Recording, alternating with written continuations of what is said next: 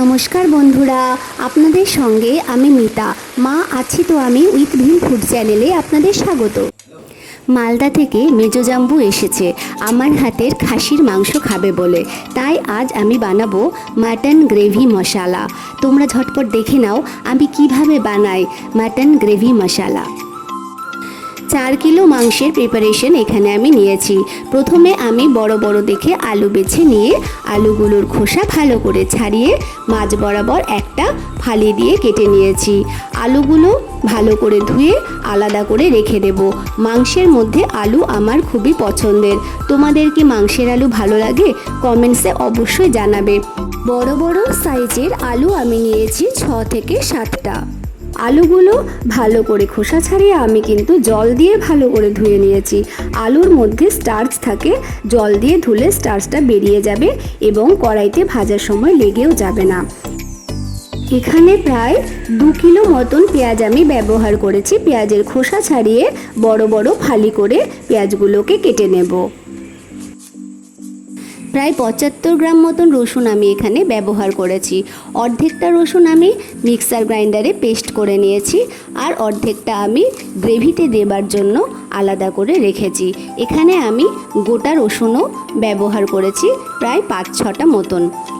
কড়াইতে 2 কাপ পরিমাণ সর্ষের তেল আমি নিয়ে নেব। পুরো রান্নাটাই আমি সর্ষের তেলে করব। সর্ষের তেলের আলাদাই ঝাঁজ এবং মাংস সর্ষের তেলে রান্না করলে খুবই ভালো লাগে, বিশেষ করে খাসির মাংস। এবার এই সর্ষের তেলের মধ্যে আমি ডুমো করে কেটে রাখা আলুগুলো ভেজে নেব। সোনালি রং ধরা পর্যন্ত আলুগুলোকে ভাজতে হবে। ভেজে আমি আলুগুলোকে তুলে রাখবো। এর মধ্যে দিয়ে দেব আমি মোটা মোটা করে কেটে রাখা পেঁয়াজগুলো দেবার পরে পেঁয়াজগুলোকে আমি সুন্দর করে ভেজে নেব। ভালো করে গোল্ডেন ব্রাউন হওয়া পর্যন্ত ভাজতে হবে। এবার এই পেঁয়াজগুলোর মধ্যে আমি দিয়ে দেব 5-6টা যে আমি গোটা রসুন রেখে দিয়েছিলাম, সেই গোটা রসুনগুলোকে আমি এর মধ্যে দিয়ে দেব। মাংসের মধ্যে গোটা রসুন দিলে খেতে কিন্তু খুবই ভালো লাগে। তোমরা যদি কোনো দিনও না খেয়ে থাকো, একবার আমার কথা মতো দিয়ে খেয়ে দেখো, সত্যি খুব ভালো লাগবে। এবার আমি এর মধ্যে দিয়ে দেব অর্ধেক রসুন আমি মিক্সার গ্রাইন্ডারে বেটে রেখেছিলাম সেই রসুন বাটা, আর সাথে শুকনো লঙ্কা বাটা। শুকনো লঙ্কা আমি এখানে প্রায় 100 গ্রামের একটু কম বেটে নিয়েছি। খাসির মাংস আমরা একটু ঝাল পছন্দ করি, তাই রসুন বাটা দেবার পরই কড়াইয়ের নিচে কিন্তু লেগে যাবার সম্ভাবনা থাকে, তাই এটা খুব ভালো করে কিন্তু নাড়াচাড়া করতে হবে যাতে কড়াইয়ের মধ্যে লেগে না যায়। এবার এর মধ্যে দিয়ে দেব আমি 2টো বড় বড় পাকা টমেটো।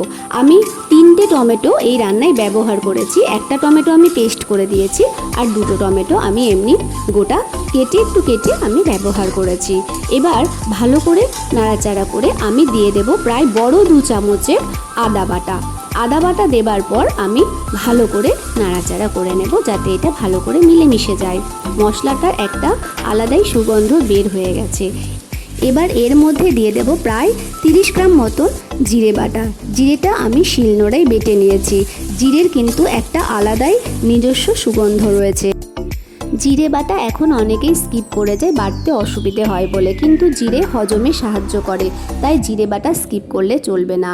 এবার এর মধ্যে দিয়ে দেব 3 চামচ পরিমাণ টক দই দেবার পরে ভালো করে নাড়াচাড়া করতে হবে।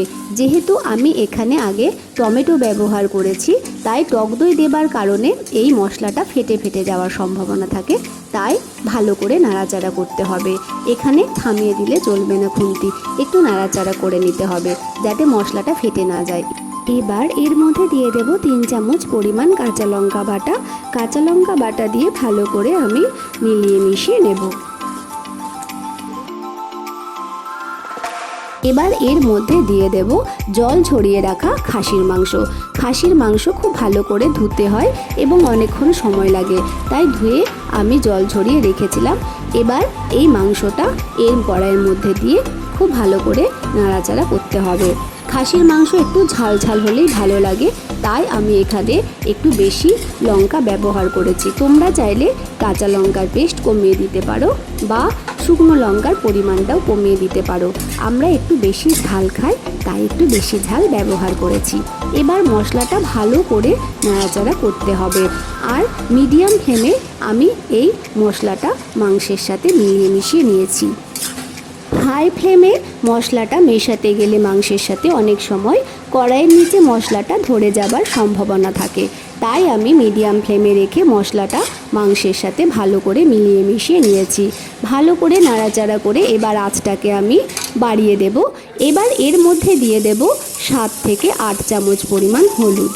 ছোট চামচ আমি এখানে ব্যবহার করেছি হলুদের জন্য, তাই আমি হলুদটা 7 চামচ বা 8 চামচ নিয়েছি। তোমরা চাইলে কম বেশি করতে পারো। এবার মাংসের সাথে হলুদটাকে ভালো করে নাড়াচাড়া করে মিশিয়ে নেব। দেখতেই পাচ্ছ কেমন জল ছাড়তে শুরু করেছে মাংস থেকে। এবার খুব ভালো করে মাংসটাকে নাড়াচাড়া করতে হবে। আর আমি ওভেনের আঁচটাকে হাই ফ্লেমে করে দিয়েছি। এবার ভালো করে নাড়াচাড়া করতে হবে। ভালো করে মিশিয়ে নেবার পর আমি এর মধ্যে ভালোবেসে 6 চামচ লবণ ব্যবহার করেছি। যেহেতু আমি মাংস এখানে 4 কেজি নিয়েছি, সেই অনুপাতে আমি লবণ ব্যবহার করেছি। লবণ স্বাদ অনুযায়ী দেওয়া যায়, তবে আমি এখানে মাংসের পরিমাণ অনুযায়ী লবণটা 6 চামচ দিয়েছি। তোমরা চাইলে কম বেশি করতে পারো। প্রথমে আমি 5 চামচ লবণ দিয়েছিলাম, পরে আবার আমি জল দেবার পরে আবার আমি এখানে 1 চামচ লবণ ব্যবহার করেছি। তোমরা কম বেশি করতে পারো। এবার দিয়ে দেব আমি পরিমাণ মতন গরম জল। গরম জল দেবার আগেই আমি এর মধ্যে দিয়ে দিয়েছিলাম 5টা তেজপাতা। তেজপাতার কথাটা বলতেই ভুলে গিয়েছিলাম। এবার ভালো করে নাড়াচাড়া করে আমি ঢাকনা দিয়ে ঢেকে দেব। আর পুরো রান্নাটা আমি এখন হাই ফ্লেমে করব। ঢাকনা খুলে আমি মাংসটা নাড়াচাড়া করে নেব। যেহেতু আমার এখানে হাই ফ্লেমে মাংসটা রান্না হচ্ছে, তাই মাঝে মাঝে আমি মাংসটাকে একটু নেড়ে চেড়ে নেব, যাতে কড়াইয়ের নিচে লেগে না যায়। মাংসটা প্রেসার কুকারে দিয়েও রান্না করা যেত, কিন্তু আজ আমি কড়াইয়েই ঢেকে রান্না করেছি। এতেও মাংসটার একটা আলাদা রকমের টেস্ট হয়। এবার দিয়ে দেব ভেজে রাখা আলুগুলো। আলুগুলো দিয়ে ভালো করে নাড়াচাড়া করে আবার আমি ঢাকনা দিয়ে প্রায় 10 মিনিট মতন রেখে দেব। মাংস রেডি হতে প্রায় 1.5 ঘন্টা মতন সময় লেগেছে। মাংসের ঢাকনাটা 10 মিনিট পর খুলে দিয়েছি।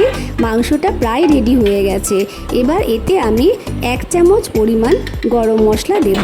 গরম মশলাটা আমি বাড়িতে নিজেই তৈরি করেছি। এই গরম মশলাটার একটা আলাদাই সুগন্ধ। আমি তোমাদের অন্যদিন এই গরম মশলার ভিডিওর লিঙ্কটা দেব। গরম মশলা দিয়ে ভালো করে নাড়াচাড়া করে আমি ঢাকনাটা দিয়ে 5 মিনিট মতো ঢেকে রেখে আমি গ্যাসের ফ্লেমটাকে অফ করে দিয়েছি। আমার মাংস এখন রেডি। গরম গরম পরিবেশন করার পালা।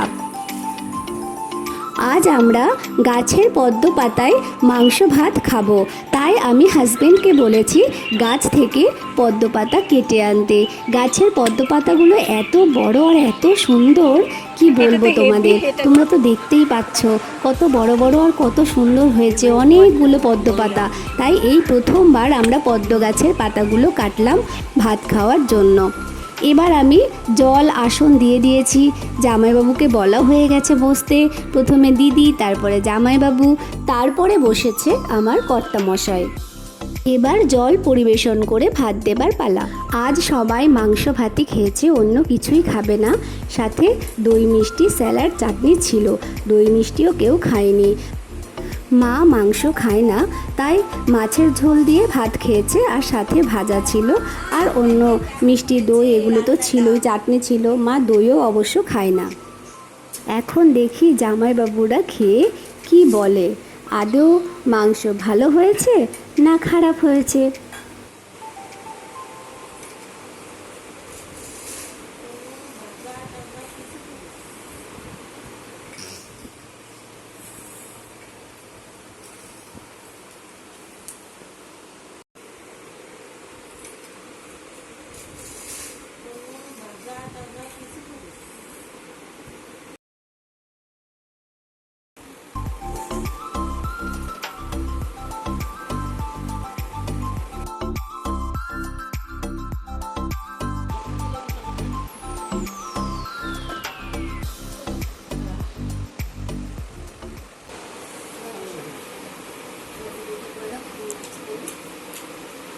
অসাধারণ হয়েছে খেতে। ঝাল খুব ভালো আছে, খাসির মাংস ঝাল না হলে ঠিক হয় না, ভালো হয়েছে। জামাইবাবু খেয়ে বলুন মাংসটা কেমন হয়েছে। খুব সুন্দর। দারুণ হয়েছে, অসাধারণ। হ্যাঁ আপনারা ঋষভ এবার বসে পড়ো।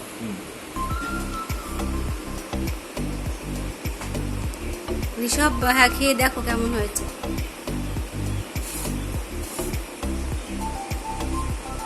তোমরা তো বললে কিছুই খাবে না, মাছ খাবে না, ভাজা খাবে না, শুধু দিদাই মাছের ঝোল দিয়ে ঠিকই আছে, মাংসটাই খাও ভালো। তাহলে খাও। খাসির মাংস খেলাও তো ঋষভ বলো।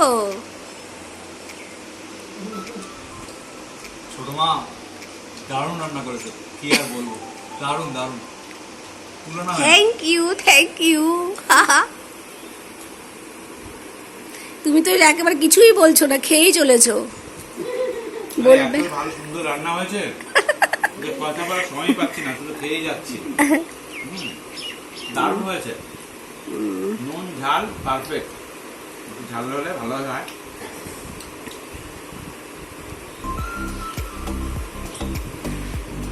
ঠিক আছে, এবার তাহলে আমরা মা তোমাকে দিয়ে দিচ্ছি মাছের ঝোল ভাত, আর কি করব।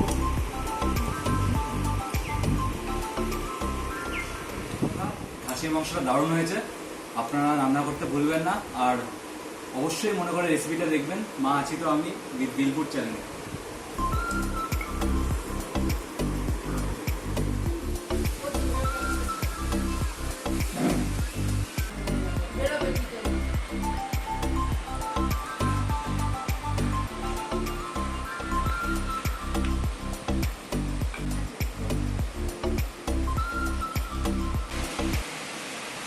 গদাই কেমন হয়েছে রে মাংসটা? দারুণ দারুণ। থ্যাংক ইউ, খা।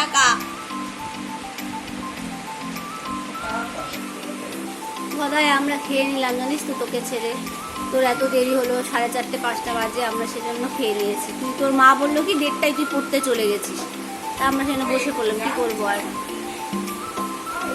ঠিক আছে, আস্তে আস্তে খা। বন্ধুরা ভিডিওটা ভালো লাগলে লাইক শেয়ার কমেন্টস করো, সাবস্ক্রাইব করতে ভুলে যেও না। বন্ধুরা পাশে থাকার জন্য ধন্যবাদ।